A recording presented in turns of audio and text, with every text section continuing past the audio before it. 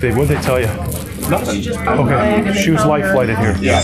This is Natalie and John Shirella, the parents of Mackenzie Shirella. Just hours earlier, they were informed their daughter was involved in a devastating car accident and that she was transported by helicopter to the nearest hospital. However, what they're about to hear from this officer would change the course of their and Mackenzie's life forever. Okay. No. You want to sit down? Oh my God. Let me say this. Progress in Alameda, car into a building. 2 are deceased in the vehicle. Daughter's driving. Who died? Mackenzie's boyfriend, Dom Russo, as well as their friend Davion, were pronounced dead after the crash, making Mackenzie the suspect of a potential double murder. However, police had their doubts. Most assumed that this was simply the result of an innocent mistake on Mackenzie's behalf. But as the investigation would progress, dark and disturbing secrets would reveal this was clearly much more than just an accident. Dom, if you do not open, you think I'm joking. What do you mean? You know exactly what I mean. You're gonna come open this door right now, or there's gonna be a serious problem.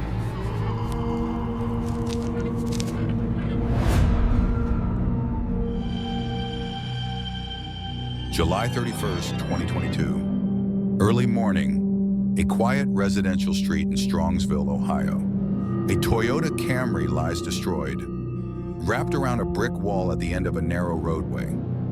Inside the vehicle are 3 teenagers. The driver, Mackenzie Shirilla, 17 years old. The passengers, her boyfriend Dominic Russo, 20, and his friend Davion Flanagan, 19. First responders quickly realize something is wrong. The damage is extreme. There are no skid marks, no evidence of braking. The car appears to have accelerated straight into the wall. Dominic Russo and Davion Flanagan are pronounced dead at the scene. Mackenzie survives, injured but conscious. She's rushed away by helicopter.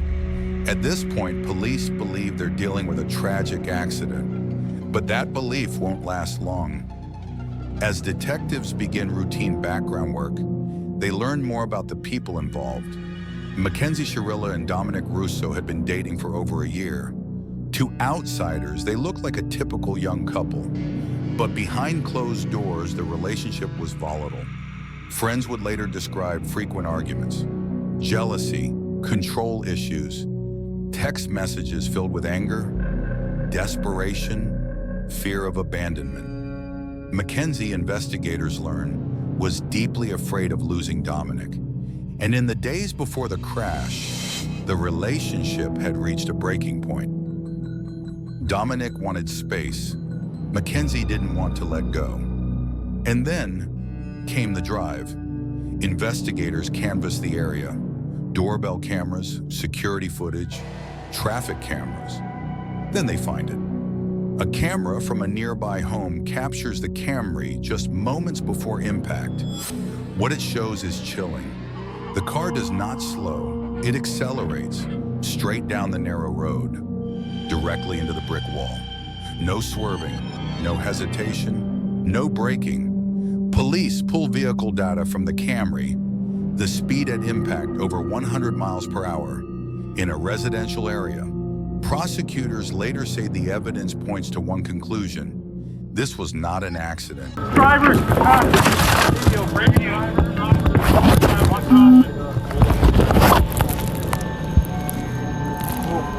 Hey!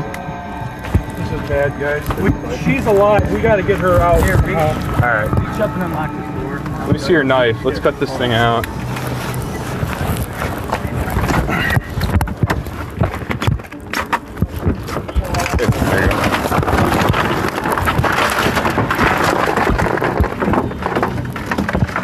There you go. I don't feel anything. I don't feel a pulse. She's breathing. I saw her stomach. Her stomach's coming. Oh yeah, yeah. We got 2 that are gone. Yeah. Okay. Jesus Christ. This is the worst I've ever seen. Mackenzie is interviewed at the hospital. She appears calm, detached. She says she doesn't remember what happened, claims the crash was accidental, but detectives notice inconsistencies. She never asks about Dominic, never asks about Davian. When told both young men are dead, her reaction is minimal. Investigators don't jump to conclusions, but their doubts grow, and soon the case shifts from accident to homicide. Months later, prosecutors make their move. Mackenzie Shirilla is charged with 2 counts of murder, felonious assault, aggravated vehicular homicide. The defense insists this was a tragic crash, a loss of control, a moment of panic. But prosecutors argue motive. They point to relationship turmoil, text messages, surveillance footage, vehicle data. They say Mackenzie made a decision in a moment of emotional desperation that cost 2 young men their lives. There was an incident that we believe Dominic may be involved. What? Both Davian and Dominic are deceased. Oh God! Yeah. Oh God! Wait, no, Oh sit God! down. Just sit down. Oh God! Sit down. Just sit down. Oh my God! Go ahead, take a seat. So, You know what time it happened at? no, we don't. Right now, what we do know 100% is somebody called it in, somebody passing by at around 6:15, 6:30. Oh, then what? The car was just smashed somewhere? Yeah, so what it appears that happened is they were going westbound on Progress from Pearl Road. They went... Right here in Strongsville? Yeah, in Strongsville. That business that's right on Alameda, right where Progress ends, that's dead ends right there. They hit that building. They hit the sign out front and then they hit the building. Did they fall asleep at the wheel or something? Don't know. We don't know that. We don't know that. So 2 kids are dead, my son's dead, another kid's dead, Go and ahead. the girl's in the hospital? She's in surgery right now. Oh my God, huh, Chris? Oh my gosh. This is fucking horrible. She was in her car? It was in Mackenzie's car, yeah.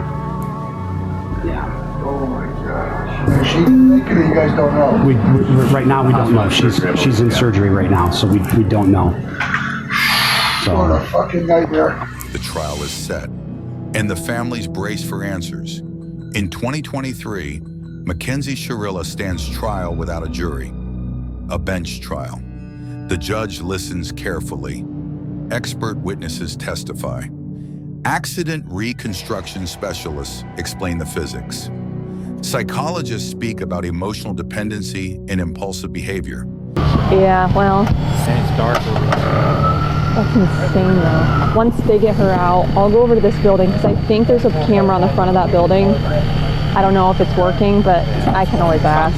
The defense argues lack of intent, but the prosecution focuses on one thing: control, the accelerator, the straight line, the wall. After days of testimony, the judge delivers the verdict: guilty on all counts.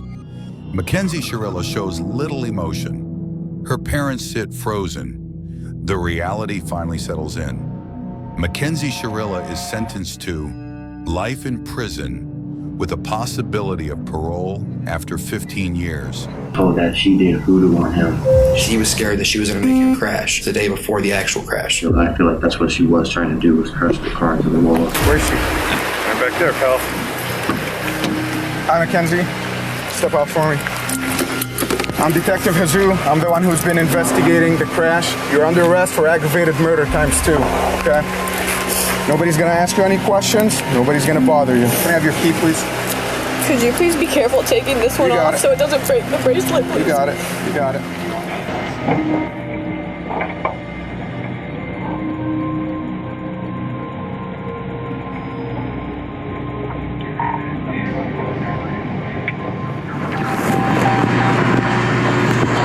Recording. Mounted. Wi-Fi connected.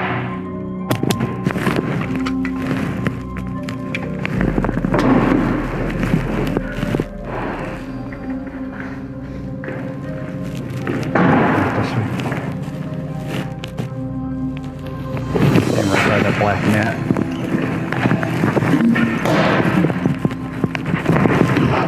What's your first name? Mackenzie. Okay, Mackenzie, I'm gonna take your handcuffs off. I need like all the jewelry and everything from up, okay? I can't wear any of it. No, I need you to take it off while you're in jail right now. Dominic Russo's family speaks. Davian Flanagan's family speaks.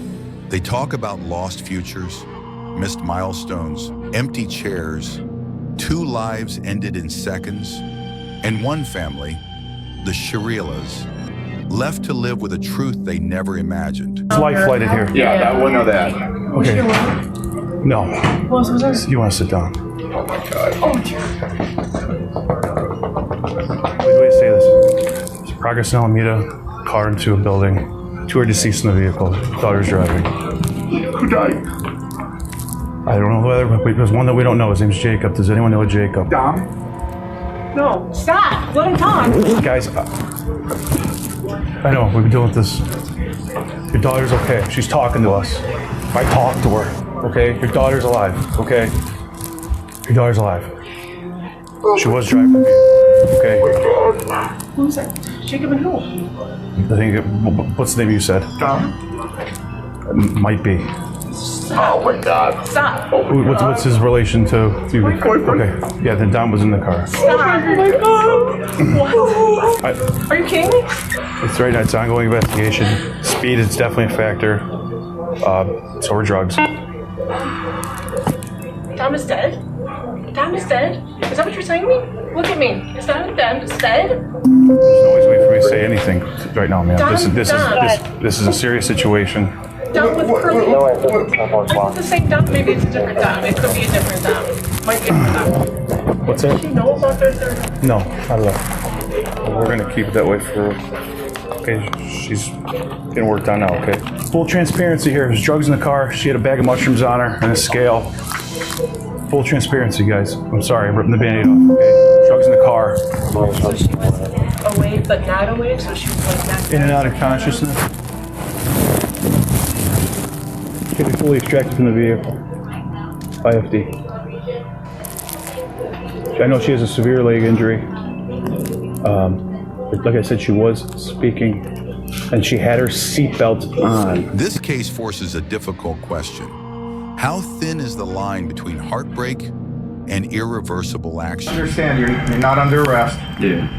You walk out anytime you want. We have approximately 10 questions that we wanted to ask you.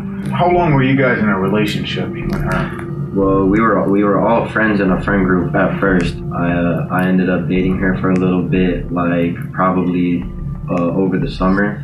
I was only dating her for probably like a month and a half or like 2 months, and then me and Dom found out that she was cheating on us basically, but it wasn't like anything official, so it wasn't no hard feelings like with whatever happened. I just kind of was like, after me and Dom found out about that, we had no problems with each other and nothing, but like they were on and off, and I kept on talking to her still while they were on and off because we were all still in the friend group and stuff. So, and then we kind of just like stopped being intimate, you know what I'm saying? We were just friends.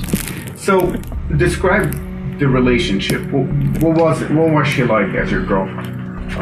Like, I don't really have much with her relationship-wise because we didn't date that long, but like friend-wise, like she was crazy. Like, she like mentally just not all there? I mean, yeah, I don't think she's just mentally all there. Like, I personally feel like she was trying to kill herself in that crash, and she failed on doing so. Why did Dom put up with this? Do you know?